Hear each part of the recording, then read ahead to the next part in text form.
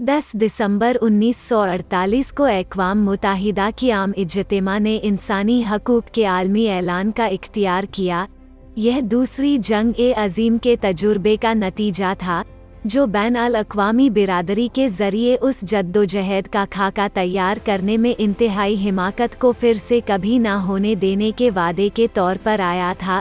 इसके साथ इंसानी हकूक़ और उनकी आज़ादी की यकीन दहानी का भी आमद हुआ।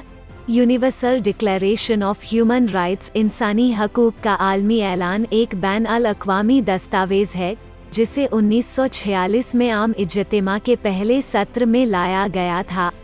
The record of this great General Assembly of the United Nations has been a good one.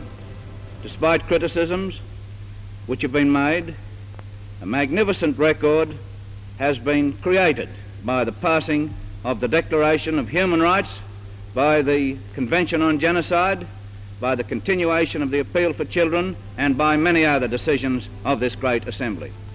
I believe the United Nations will win the struggle for peace and for justice and carry out its great objectives.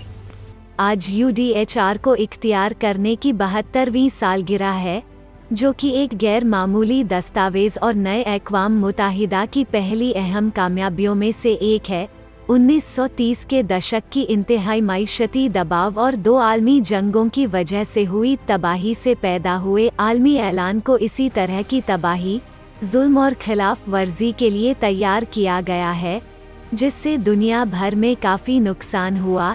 यह बैन-अल-अक़वामी दस्तावेज़ दुनिया की तकलीफ़ों को रोकने के तरीके मुकर्रर करता है, जिसका मकसद हर शख्स को खौफ और चाह से आज़ादी फ़राहम करना है, ताकतवर पर इंतहा करते हुए और बे-इख्तियार में उम्मीद मुतासिर करते हुए।